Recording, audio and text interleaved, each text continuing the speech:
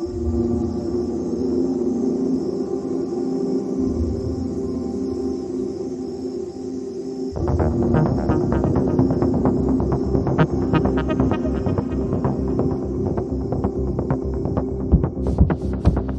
to Drinks with Defenders. I'm Addie B-Plate. And I'm Kayla Murphy. We're two law school friends turned criminal defense attorneys turned podcast hosts. We're here in this space because we now work in separate offices and miss collaborating with each other. We've been talking about creating a podcast for years where we talk about the complexities of the criminal justice system, the aspects of it that we grapple with, and the importance of what we do. At the end of a long work week, we want to sit down, have a drink with each other, and talk about the rabbit holes of criminal defense, just like we always have. So let's get into it. Cheers!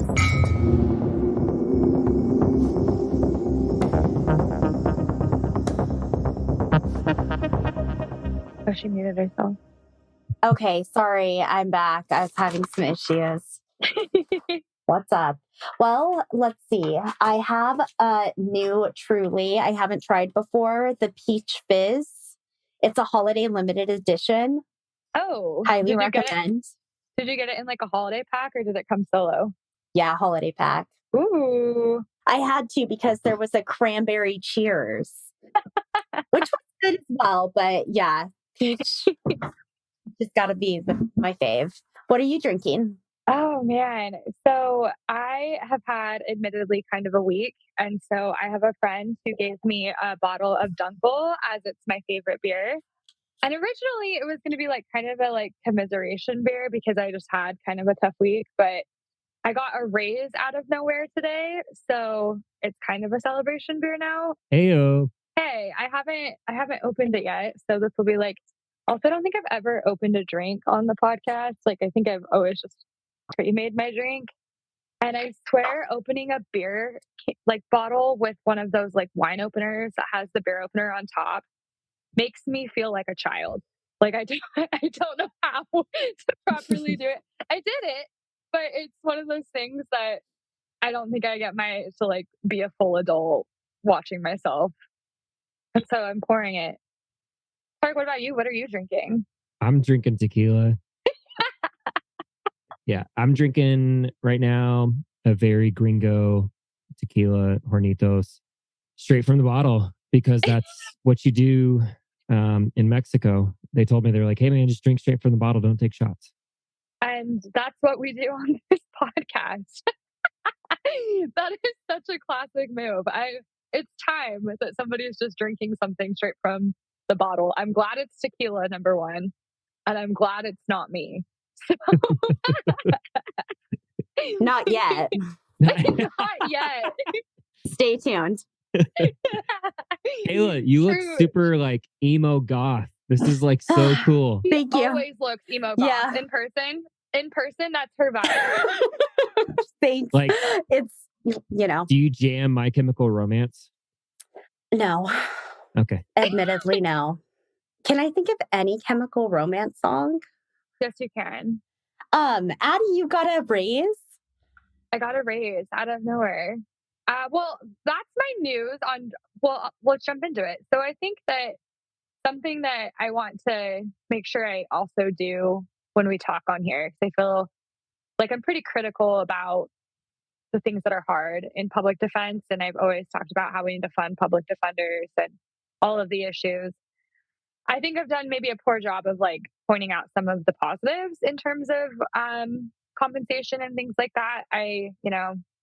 I'm fortunate in that the office that I chose to work for, I had a pretty decent starting salary comparative to my other friends who went into public defense. That was a huge incentive for me to choose the office that I did. Also, offsetting that with the cost of living of the community that I live in. I lived in an expensive community. I've since moved to have kind of cheaper rent, but I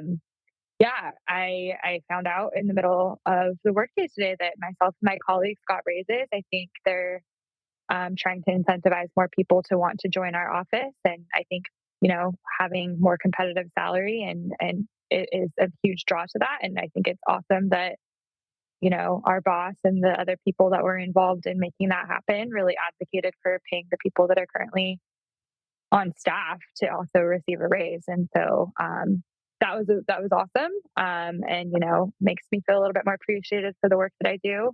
I've gotten a couple raises since I've been in my office. So, I think that it's really important to have people at the top of your office, especially if you work in public defense, that really advocate for the people that are in the office. And so, yeah, my raise was a byproduct of that, of people appreciating the work that we do, realizing we need more of us, and trying to pay the people who want to do the work more. So, cheers to that, and to the Cheers. people in my office. Yeah, cheers to that. I think it was, a very well deserved thing for all of my colleagues across the board. Yeah, Kayla. So, what's your cheers of the day? Well, first, I just have to apologize in advance because where I get the best internet in my house is where my dogs are. I think you can hear Gus drinking right now. He's drinking some water. I love it. So, yeah, sorry for the barking and the water. Yeah, I've just been getting back into the swing of things. It takes a beat to get back into it, Getting back in the saddle. Yeah. And just having the cases kind of start piling up a little bit. It's not overwhelming and I'm still, feeling fine. But I am remembering some of the, okay. Sorry, the water, it's just so much, so thirsty. Okay. But yeah, just getting back into it, it's been a little bit tricky sometimes. Yeah. Yeah, I'm sorry, I'm rambling. I was just going to bring up a couple of things that had come up in my week that I kind of wanted to hear your thoughts on, Addie, to see if they were, Oh, yeah. just things that have kind of come up for you or like how you've navigated them. Okay. Getting back into negotiating. It's hard. Right. Like, Yeah. you struggle ever with just feeling like a bitch? I think that I feel like a bitch all the time in this job, and I struggle with that because I think I'm very much I want people to like me, and then there's this balancing of like wanting my word and my character to be a certain way so that I feel like respected.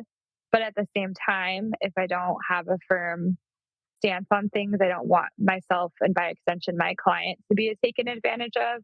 So that's kind of a tricky thing to thread the needle. I constantly complain to people in my life about that tension of feeling like people don't like me or I was a bitch. And my dad always says, I'm not doing this job to make any friends. And I think that that's really important to kind of keep in mind. I think the people that I have become friends with in this job appreciate when I'm, standing my ground in terms of just non negotiables. But I think it's hard to like just not immediately judge yourself when you're not being as, nice as you would like to be. I'm sorry that you're having to experience that because, sometimes you just feel like a bitch. And I think I don't know if I've shared it on the podcast, but I had a day a while ago where I felt like a bitch and I was just kind of struggling and people were being kind of nasty to me with the negotiating and this other problem in one of my cases. And I went to my boss and I was airing to her how much that was difficult for me. And she said, eventually they will respect you, but at first they will hate you. Damn. And I think that that's how I have chosen to navigate that when people kind of get upset with me having to be firm or do my job, that that's a reaction that eventually will turn into respect. I love that. That's really good Yeah. advice. That's a good reminder. Yeah. And it's just part of the gig, right? Like you have to be tough sometimes. You have to be really tough sometimes. Yeah. Yeah. I I feel like this is going to sound stupid, but it's harder for me almost when it's like a female prosecutor. Yes. I feel that so much Really? in the legal community because Yeah. I feel like I expect men to be dismissive of me and I expect them to just if I get upset them to think that I'm just being like emotional or sensitive. But like when a woman like really riles me up, I'm just like this is just not in the same code of how I am towards my girlfriends. And Yeah. I just, we are both people who've had to like, I think that on the other side, they probably feel like they have like emotions that they're having to socially keep in check in terms of like the expectations we have of women in like a cultural sense, right? Yeah. Or like a societal way. And when I feel like there's tension there, it makes me like emotional because I'm just like, why are you being this way? And I just feel extremely disrespected. And it's in a way that I don't expect to feel disrespected. Like, the only prosecutor that's ever made me cry was a woman. So, you know, Hmm. yeah. Yeah. It's So I'm sorry. So it hits differently. It hits different. Yeah. It's like, it just kind of catches you off guard. You know what I mean? Because you're just like, oh, okay. And like, then they'll like, then, the next day you might be playing nice and you're like, oh, we're friends again. And like, I don't know, with the women, like with other women on the other side of opposing counsel, sometimes it's just that tension feels much more personal and I don't like it. I agree. I don't know, Kayla, if that's your experience. Yeah, I feel that tension within myself a lot because it's like, as a fellow woman in the law, I want to be on, each other's side and to have a positive relationship. But unfortunately, I mean, at the end of the day, right, it's an adversarial system and that's how it has to work. Right. It's just interesting, like how you can get along so well with some prosecutors and resolve cases so effectively, and then just have such an opposite experience with somebody else. Yeah, Just different styles of prosecution, just like there are different styles of defense, I suppose. I guess. I mean, it's just, yeah. And, relationships, like, it really takes the dynamic of, I don't know. I think something I struggle with is that I feel like if I'm too nice to a prosecutor to like foster the relationship or negotiation, I also feel kind of weird about that because they're not my friends. They're not my colleagues. They are opposing counsel. And yes, we have to like work cases in the same space and communicate. And that requires some sort of a dynamic, but they are not my friends. They are not my colleagues. So the relationship is very different. And so that dynamic, I feel uncomfortable with too. I haven't quite figured it out because it's like I understand that in order to, have effective resolution and not have, really nasty trials and stuff, that you have to have some sort of a dynamic there that's based on some sort of communication and mutual respect. But there's a level of disdain for one another within that dynamic. And so that's hard. And That's such so, a strong word. That's so funny. But but I you know what I mean, mean? yeah, for sure. Maybe disdain is heavy, but there's a layer of something where each side feels like they're right about something to some degree, and yeah. So I was just going to say that something I've been thinking about lately is how the prosecutor represents the community, right? do they? I mean, allegedly, supposedly.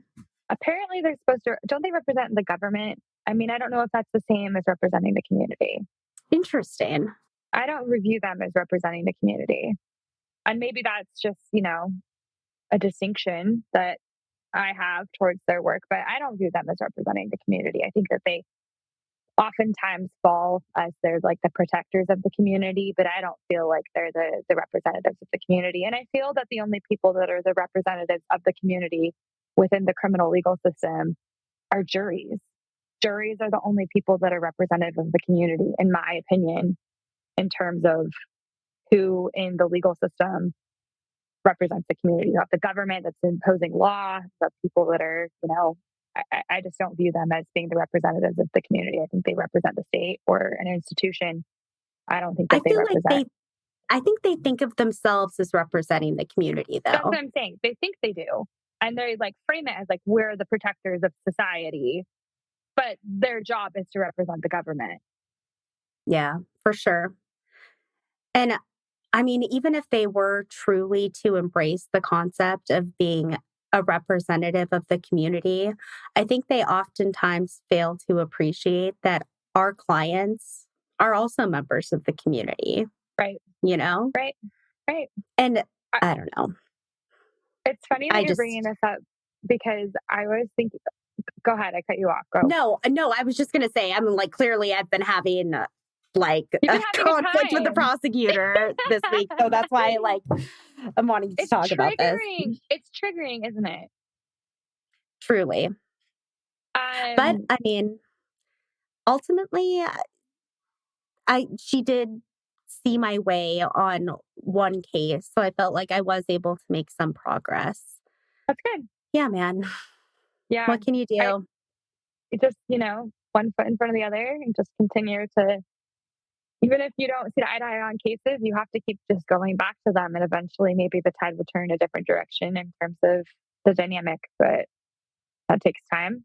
Yeah, for Unfortunately, sure. like your client's cases hang in the balance of that. I understand that. But it's funny that you bring this up because I was listening to like on TikTok the I've Had It podcast, like their little clips. And I don't know if you like know that podcast, but it's these two ladies and they basically just vent about stuff that they've had it with.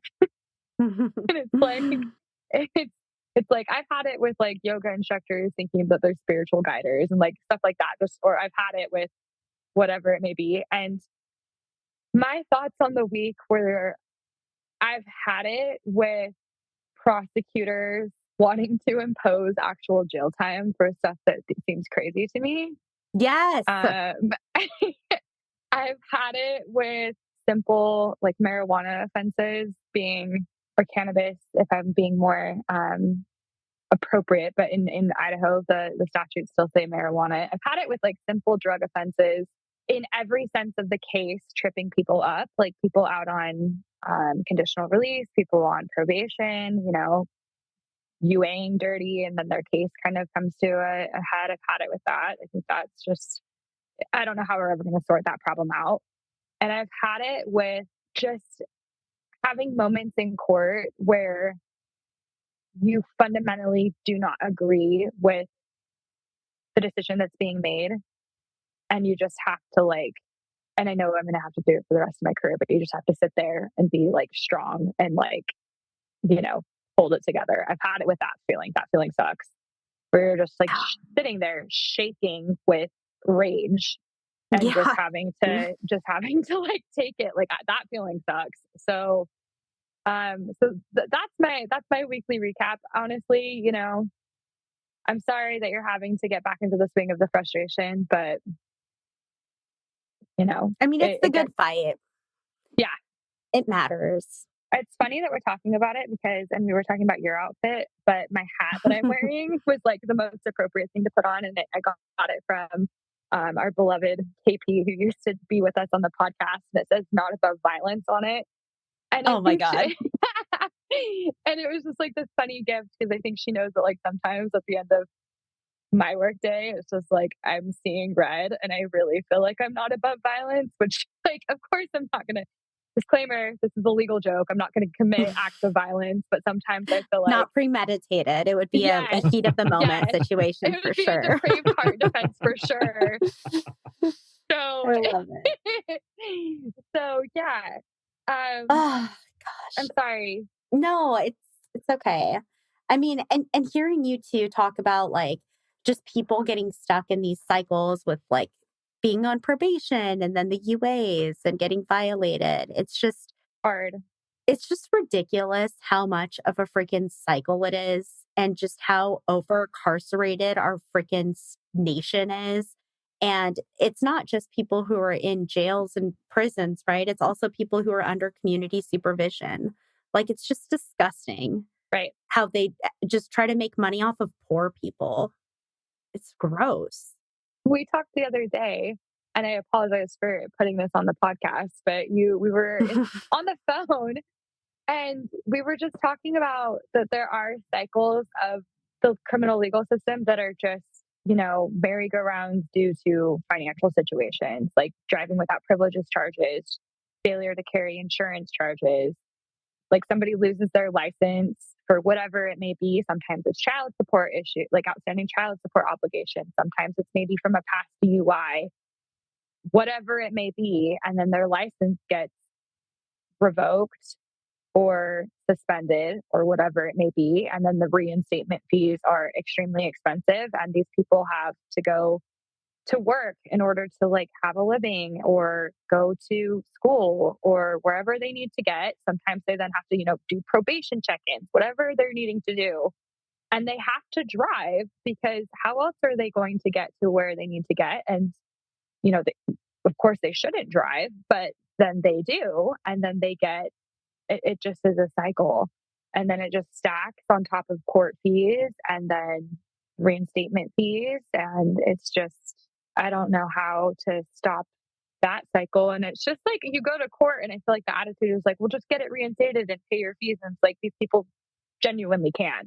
And in our circumstances, it's like they can't afford to hire an attorney. So why do you think they can pay the however many hundreds, if not thousands of dollars sometimes that they have to pay in order to get ahead of the wheel again? Well, Addie, they should just take the bus or walk. Or, get a lift with It's like, get their a fucking grip. It's right. It's like, just really? ride your bike from like 3 towns away. Can I chime in God. here? Please. Okay. So this is coming from the perspective of someone who's privileged, and I Yeah. am well aware of my privilege. Like, I know who I am in society. Right. And to give a nod again to KP, a lot of that like acknowledgement has to do with conversations, deep, long, fucking deep conversations I've had with KP to realize like, oh shit, like I actually have privilege. Everyone on this call does. Like Kayla, you and I also do. So Clark, Yeah. point well taken. So thanks for Yeah. bringing it back to that grounding point. Yeah. Like, so, okay. So we all have privilege here. And speaking from someone who has, and I'm using air quotes for those who are listening. Oh. Balloons. Did you guys see that? I saw that. That's not the tequila? I thought Like- you did that. Oh. Okay. Awesome. Listeners, there were balloons all over on the Zoom Zoom screen. call. It was incredible. When I did air Celebration. quotes. Balloons. Oh my God. Oh my It God. won't Oh my stop. God, it just does it every time. Okay. Anyways, I'm going to put my hands down. So because take away the air quotes, I don't like just air quote to have privilege. I do have privilege in this country and in life because of who I am and how I identify. And even as someone who lives in a state of privilege, like I'm not like in an economical status that would consider me like rich, Yeah. like I'm like kind of in the middle here. And I had to take an Uber the other day to work thinking that I was going to get a rental on the way home. Turns out the rental reservation was like an hour away from my job. So I couldn't make it in time to get the rental. So I had to take another Uber back to my house at night. And those two Ubers back to back, they weren't cheap. Yeah. And that's coming from someone who is living in a status of privilege. And so I remember sitting at a specific light that I normally take in my own car to get home. And I was like, oh, wow, like I'm spending like 80% more just going home, sitting at this light than I normally would. And then I had this moment of an epiphany where it was like, oh shit. But yet this is probably like, I'm complaining about 80% more to where someone who lives in this area, ignore that bubble. Someone in this area, probably because of their status, has to spend 200, 300, 800% more if they were to take an Uber.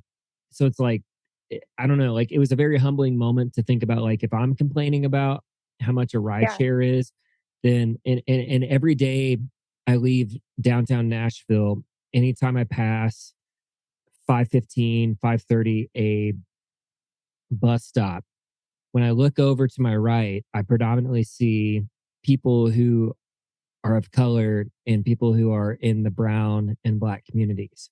Here I am stressing about trying to get home within 20 minutes. And I'm looking at them and I'm seeing like, oh shit, they've been waiting on the bus for probably fucking 20 minutes. Yeah. And they're probably not going to see another bus for however long. And people's time also, I've realized too in my line of work now that there's just so many frustrations I have with the way that money and time, like for people, having to wait to take a bus, that's time that they isn't spent on the clock, isn't spent doing other things. And that's an expensive thing to then accommodate, just not, the time commitments of public transportation is a lot. And then, people when they have to go to court for if it's, a case that has something to do with finances, they have to take a day off work to then go sit in court and then they're not making money again. And it's just like all of these financial things have just are so apparent now. And it's really frustrating when you go to court and and I think Kayla, you shared like the lens, it's like there's obviously a financial component that's pretty massive, especially if it's an indigent client. And it's being like narrated in this way of just like criminogenic thinking. You're not caring about the fact that you have no license and you're driving and you're being reckless. And if you don't have the license and you get in a car accident, then that becomes a huge liability to other people that you could crash into because you're not insured. And what if you harm the community? And it's like, it just is it's hard to like listen to that side of it when it's pretty obvious that, you know, for a lot of people who are similarly situated to Clark, what you just stated, and myself, it's like, oh, I'm like, I could take an Uber and I'm mad about the cost of it. Where it's like some people literally, I've come to a conclusion, and like this is said with so many disclaimers, but I genuinely realize, like, I think oftentimes people will drive drunk because they can't afford to take an Uber after they like go out, or maybe they're like hanging out with their friends and they're like, oh, like it's too expensive for me to take an Uber home. So I'll like drive home and maybe I don't think I'm that intoxicated. And then they get a DUI on the way home. And it's like decisions that people make constantly, I think, have this monetary aspect to it. And I think people just like, are like, oh, I just like, it's a lapse because they're thinking like they can't afford something, and then they end up in court. That's hard. And so I think, Kayla, what I was saying is like we were talking about that earlier this week, and that I think was also kind of a frustrating theme. It's like you go to court and they're just asked to throw money at a charge that a huge part of the underlying issue is money. And so it's like, okay, like cough up more money. It's like they don't have it, obviously. So that's difficult. I will just, I'll never understand it. I won't either. My hope would be that prosecutors, because they're human beings, would use their discretion in these types of situations where it's clear that these crimes are a direct result of poverty. Yeah. But that's just not the Wishful case, thinking, right? unfortunately. It's very depressing. It is very depressing. There was another issue that I came across these past couple weeks, and I was curious as to like if you get many of these types of cases and just like how Oregon handles them. Pretext stops. Let's talk about it. It's hard because the case law and pretext stops is kind of frustrating, right? Ours is too. Yeah. Well, and on the like, national scale, I think wasn't it the Wren case that was talking about if the basis for the stop is reasonable for like an actual traffic offense, that they can then investigate into other issues or something like that. And so, anyways, I'm probably jumping the gun. I mean, my understanding of what pretext stops are basically when an officer wants to detain a person for an unlawful reason, right? Like maybe they have a hunch that they're dealing drugs because they're driving around a neighborhood that's known for drug deals. But the cop can't lawfully just stop this person because he has a hunch, right? He has to have some kind of lawful basis. And so a pretext stop is where cops want to detain somebody for an unlawful reason, but they fall back on a lawful reason in order to justify the stop. Right. For example, like not signaling your turn signal 100 feet prior to executing a turn, or like minor traffic infractions. I see that a lot. These are bullshit. These are so annoying and they're so hard to prove. And they're so hard to litigate, truly, because you have to fight the basis for the stop. You have to fight, usually the officer's credibility.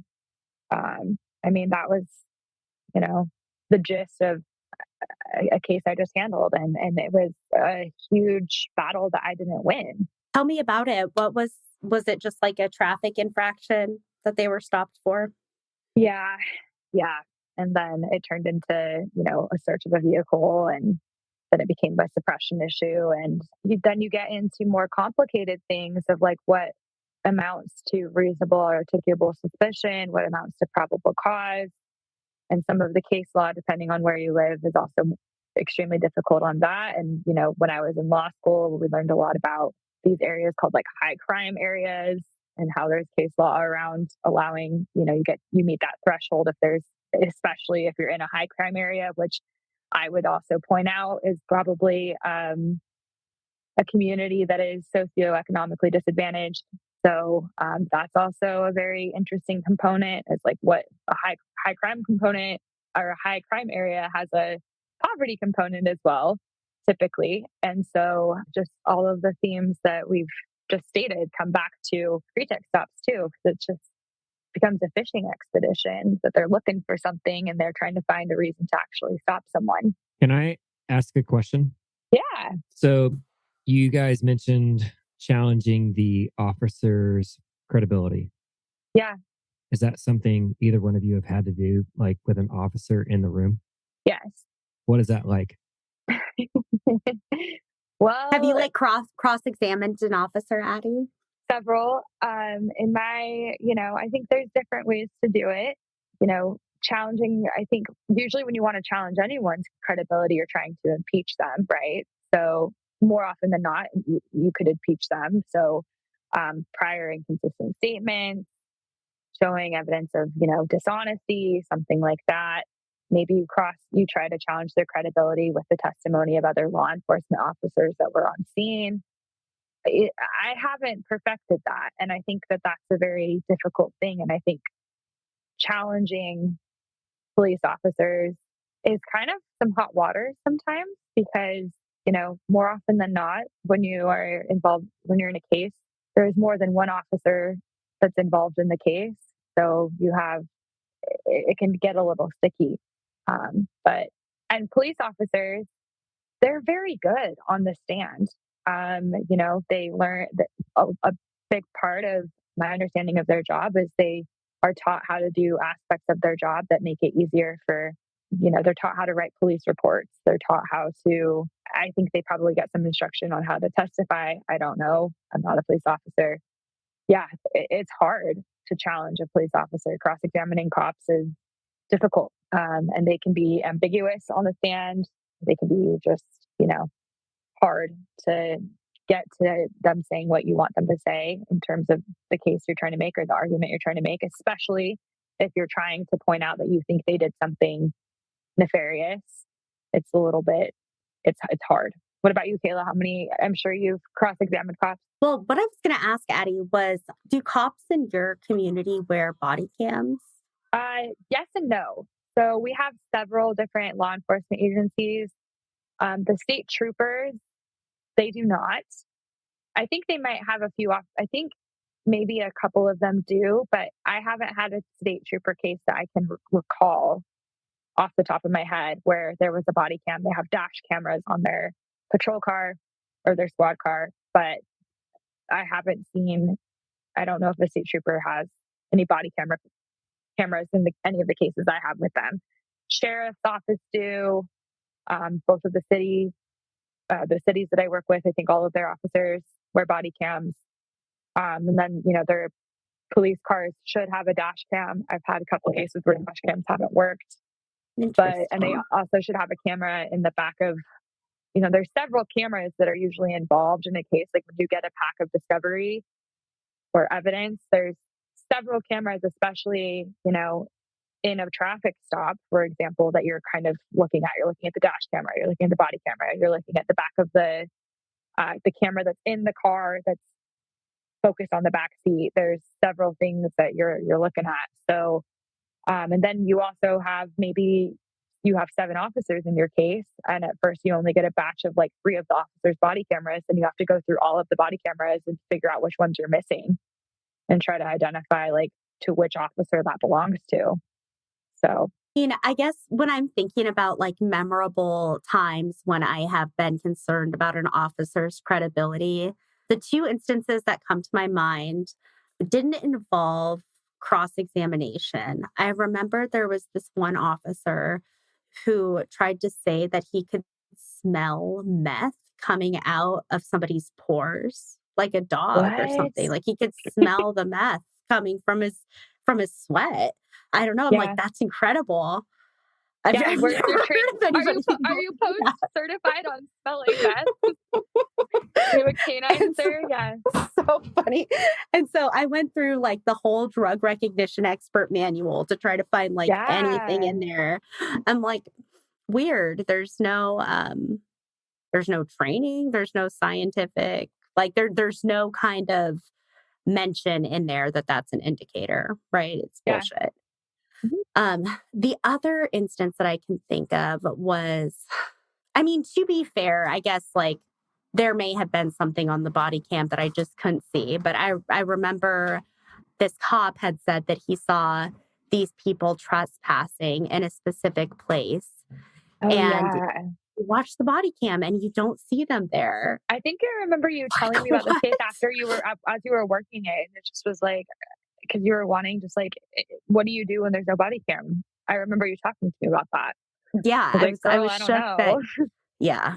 It's it's amazing. I am so thankful that we have body cam for our police department. It's a real game changer. Yeah, for sure. In your state, you were talking about pretextual stops. Yeah. In your state, what was the issue that you were having with them in Washington? So the standard, so what you have to prove or what you have to overcome, I guess, is that the traffic infraction had to have been an actual, conscious, and independent cause of the stop. Hmm, But mixed motive stops are okay. So it's like if even if the yeah, cop actually right suspected you were a drug dealer, insofar as they can show that the traffic stop was actual, conscious, and independent, right? The traffic yeah, infraction was the cause, then it's fine. So and I think I'm just having a hard time like how to fight that. that's hard, and I think that what I was looking for, I think that, like, if I'm not mistaken, I think it's, like, all of those decisions that have, like, adopted, like, you can continue like, you can have other purposes, but there has to be, like, a lawful basis for the stop. I think those are all, like, codified after the Wren decision, if I'm not mistaken, and it's hard. The what decision? The Wren decision, it's a Supreme I think it was a Supreme Court decision.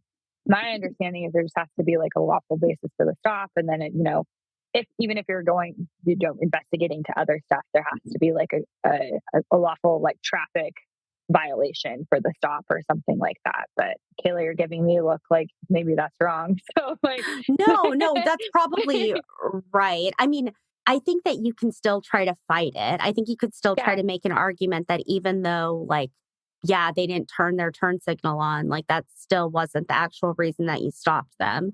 And it's not like it had any kind of impact on community safety or like your, desire to enforce the traffic code. It's just like a really tough argument to make insofar as there right. is actually some like lawful basis for the stop. The thing that I've been thinking about lately with pretextual stops is new cars have that thing in their turn signals in your indicator. If you just barely tap it, it only does like three flashes just for a lane change, right? And I have several times where, depending on the model of your car, if you just barely tap it, it just does like the three flashes just for if you're going to be lane changing. Hmm. And sometimes like I've tapped it and I just feel like, then maybe it does those three blinks before I fully merge over and change lanes. And I'm like, okay, like if a cop actually had a reason to suspect me of something, would I get pulled over for this? And my answer is probably maybe, I don't Yeah. know. Like if I was in my lane and I tap it and, maybe I'm having to like change speeds, I'm like doing my check and I haven't fully gone over, I'm sure the three flashes have come and gone by the time I'm actually in the other lane. And I'm sure that that is technically a traffic offense. That's very dangerous, Addie. Yeah. And so that's a thought that I've had lately that I think might eventually be something interesting because it's just a little tap. So I think it's so designed so that people don't have to like turn it off after, but it's just Yeah. like, it barely some of the cars. I think BMWs have it. Some of the certain makes and models have that Hmm. feature. So it was a thought I had, and it was kind of something I was thinking about, especially after we were talking about pretext stuff, where I've just been like, okay, what are the things I do in my normal day to day that I could get pulled over for? Oh, I'm sure we all do. Yeah, Right? 100%. If they wanted to, they'll find something. Right. If they had, and who knows what other basis of suspicion? That's a whole other problem. Is like what they're actually suspecting of you of otherwise, and why they're suspecting you of that, and what their other intent is. But that's kind of the other side of the issue, right? Like you have the issue of why they're pulling you over for the traffic violation, and then you have the issue as to what their main motive is, and if that's like justified, if there's actual reasonable articulable suspicion of the other thing. Off topic, but I was just Yeah. wondering, do you get many prostitution cases in your Do I get many community? prostitution cases? Yeah. Hold on. What's the I'm link just here? wondering. Like, what made There's you think of really that? there's okay, well, I'll share. I was just thinking about a case where I think my client was riding with a girl in his car, and I remember the cop he suspected that they were, she was involved in sex work, and he was like talking about what she was wearing and like her boots and stuff, and just like trying to Mm. say that Profile her. indicated Yeah. exactly. I don't know. It just made me think of that. I was just wondering if you have many of those cases. I personally don't have, I haven't had any. I'm sure that our office has had them. I live on the border, or I work on the border of all of the stereotypes. And, I'm going to also buffer this, the stereotypes of just like, prostitution or any type of like maybe human trafficking living in a border town. I do. So we have, a pretty big, alleged drug corridor. And so because, from Washington to Montana, you go right through. Those weed carts, man, that marijuana just coming through. I'm assuming that we've had those cases in the office. I haven't had any. And I'm assuming that, like, that you make a good point. Like, what is the reasonable articulable suspicion for a prostitution case? Right. Like, just looking at someone and being like, hey, It's based like, on how what rude. yes. And it's like, based on my knowledge of this, you look like I don't Literally. know. You make a Thought it really was good so point. funny. I think he Yeah. did say, like, in my experience, and I was like, I this is knew he was going to. hilarious. But based on my training and experience, so you're Oh taught how to profile people, is what you're telling me. Like, my God. oh man, So oh, silly. it's so silly and awful, but silly. Mm. Well, on that note, do you have any like closing thoughts, Addie? Closing thoughts.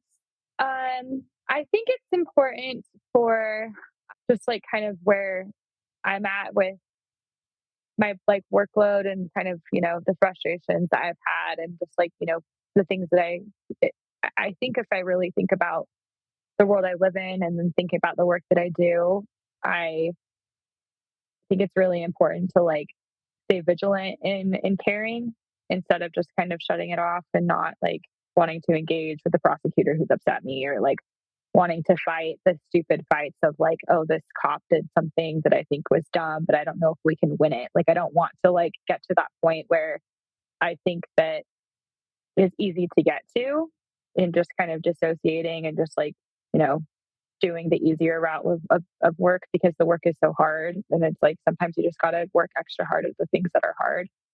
And so I think my closing thought is that, like, for people who don't do this work, like, you should really care about the things that are happening in your community in terms of people that are being affected by the carceral state.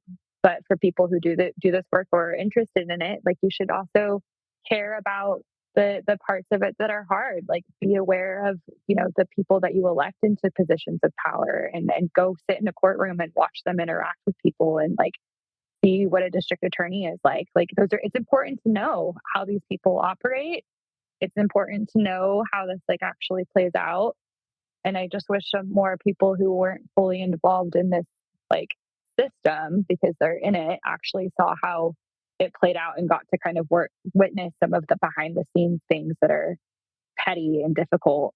Because I think that would maybe it actually cultivate some change, right? And some accountability, especially if they say that they're community servants. I don't know. That's kind of a word vomit thought, but something I've really thought about. And then also just, closing thoughts as far as the podcast, my beer was amazing. So it felt like that's a fucking win. Sometimes you just have to take them. And I'm excited for what we dive into next. Pretext stops are always going to be something that I think people will litigate in some form or another for the rest of time. It's just something that will be, challenged to some level within the stop always. What about you, Kayla? What are your closing thoughts? Really well said, Addie. I I completely agree with you that I wish that more people saw what goes on. Yeah. It's really depressing. And the more that I learn about poverty, like I just finished this book called Poverty by America by I think Matthew Desmond. He wrote that book Evicted about the housing crisis. Right.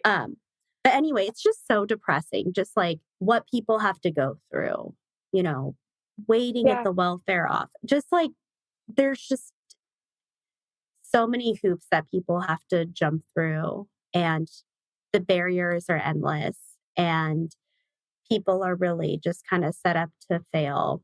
And Oh it's my a real gosh. shame that we just I want to put poor people in jail. It's fucking disgusting. I watched a brutal sentencing today. I'm sorry, I'm jumping in on this thought. No, please. That should have been on my Padlet thought. I watched a judge impose a sentence on a case that I wasn't involved in, but I was just sitting in the courtroom. And I'm sick of feeling like I'm watching people get sentences that are designed to set them up for failure. Like Mhm. if they have unrealistic amounts of community service hours that they have to do in a certain amount of time, or a ridiculous amount of sheriff's labor program, which is like hard work I in a bet certain amount of in time. freaking Idaho. In Idaho, in the winter, northern Idaho.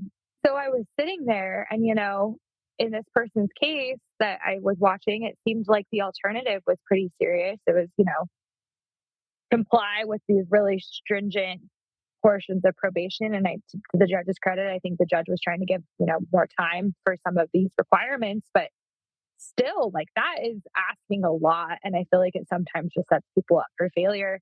And the alternative was, prison, I guess. And so it's like, of course, people are going to feel like they're getting a good deal when the alternative is so massive. Right. But the actual expectations of what is asked of them are oftentimes infeasible and impossible, considering the circumstances that they just live in. And And then so, when and they they, fail, they'll get sent to jail. yes, and they have to pay to do their community service hours, because you have to pay like liability insurance. And I think you also have to pay to do sheriff's labor program. Yes, you have these, Hmm. it's small, but I think that it costs you when you're court ordered to do community service hours and sheriff's labor program. I think you have to pay to do that. So there's just, there's a monetary aspect at every single turn. And then if you set up a payment program, my understanding is that there's like actual fees associated with that too. It's not just like the actual amount of your fine. Like I think if you do a payment program, and I could be totally wrong because I've never done one, but I think that if you have a payment program, that it actually might be more expensive in the long run. But I could be wrong. Well, I guess these defendants need to just start riding their bikes and stop buying avocado toast. And maybe they won't have these problems, right? Or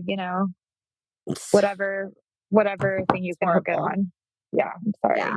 So it's really depressing. Sorry, guys, to end on that note, but it is something important, I think, to remember. Like so right. many people in our communities are really suffering, you know? People shouldn't be getting criminal charges just because they can't pay for things. And people every day are being put in jail for that exact reason. Right. America, baby. Yeah. So Clark, cheers, you guys. Oh yeah. Clark, please bring it around, because Kayla's just taking our Sorry. shit. My And emo, I'm not I having just it.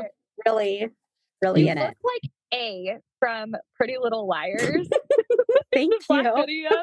Oh, that's such a Love good that. show. Oh God. I It's even been know so about the show. long. No, I think you guys are nailing it.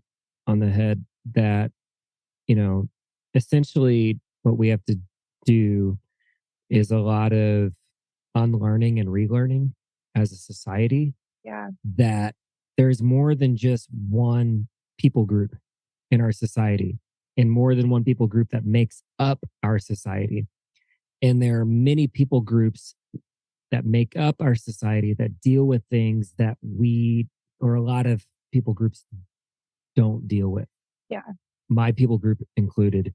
I think what you guys are driving home is that, like, you know, outside of a public criminal defense attorney's perspective, is like this comes back to a societal issue. And it starts with empathy, and it starts with realizing that, like, there are so many stories that are happening every second of the day, whether we like it or not. And there's things that people are facing that we may not be able to fathom, but it's their reality. Yeah. The only thing that's going to help save them is if there is someone who's like yourselves, who's informed and empathetic and will help save them from potentially an undeserved punishment or judgment. Right. It seems like a double-edged sword, right? You know, first there's no chance in society, and then there's no justice to help protect them. You know, as an outsider looking in on the legal system, it's just like, yeah, like I I feel like I do my best as I can to empathize and to speak on behalf or be an ally for those who maybe aren't spoken for enough. But then you guys are doing like the work for those who are being put in situations that they just literally cannot get out of on their own. Right. And if they try to work on it themselves, like keep in mind too that people in these circumstances like can't advocate for themselves because if they're facing criminal charges, like, obviously they get to choose whether or not they want to have a lawyer. But if they try to say something, it could potentially harm them further. And that is a very vulnerable place that it's hard. So thank you for acknowledging that. And yeah, I think that's the thing of like the theme, Kayla. Clark hit the nail on the head of just, there's so many layers and just social structures at play in our day to day. And we're just kind of having to be the jack of all trades in navigating and walking the lines of that this job entails. And so, closing thought is take care of yourself getting back in the saddle because it's a hard one to ride. Buckle up, baby. And until next time, cheers. Cheers. Cheers.